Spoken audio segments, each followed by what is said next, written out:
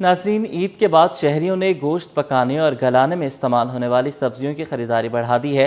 कच्चे पपीते की तलब में भी इजाफा हुआ है। बाजार में पपीता 120 से बढ़कर 160 रुपए किलो तक फरोख्त होने लगा। दुकानदारों के मुताबिक मांग में इजाफे के बायस कीमतों में इजाफा हुआ है। राबेल सदीद से मजीद जानेंगे, बताइएगा।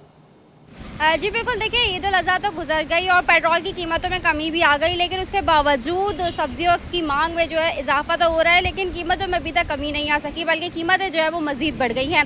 सबसे पहले मैं बात करती चलूँ कि गोश्त का जो है वो इस्तेमाल काफ़ी ज़्यादा किया जा रहा है, क्योंकि ज़ाहिर है बकरा ईद गुजरी है, तो ऐसे में लोग जो है वो खाने में गोश्त वगैरह तनावुल फरमा रहे हैं। तो ऐसे में जो है वो कच्चा पपीता सबसे ज़्यादा मददगार साबित होता है, कि जो कि गोश्त को गलाने के लिए काफ़ी ज़्यादा मुफीद समझा जाता है, लेकिन उसकी मांग में तो इजाफा हुआ है, साथ ही साथ उसकी कीमत में भी इजाफा हो गया है। पहले जहाँ पर हम देख रहे थे कि ईद उल अज़हा से कबल 120 रुपये फ़ी किलो में कच्चा पपीता जो है वो मिल जाया करता था, लेकिन अब जो है वो उसकी मांग में इजाफा हुआ है, तो साथ ही साथ उसकी जो कीमत है वो भी बढ़ गई है।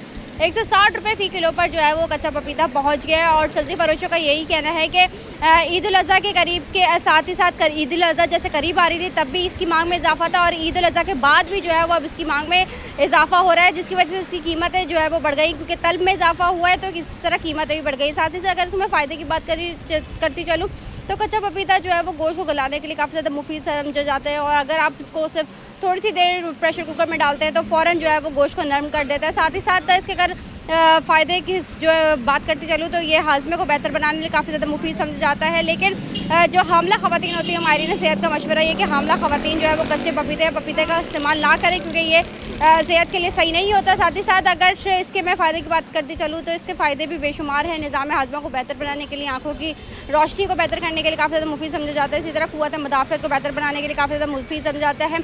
और आगे आइंदा आने वाले दिनों में इसकी मांग में और कीमतों में कितना इजाफा होता है, फ़िलहाल कबल इस वक्त कहना मुमकिन नहीं है, लेकिन अभी सब्ज़ी फरोशों का यही कहना है कि कीमतें जो है वो इस वक्त बढ़ गई हैं, और जैसे कच्चा पपीता उसकी मांग में इजाफा हुआ है, तो कीमत भी जो है वो इसकी बढ़ चुकी है। जी।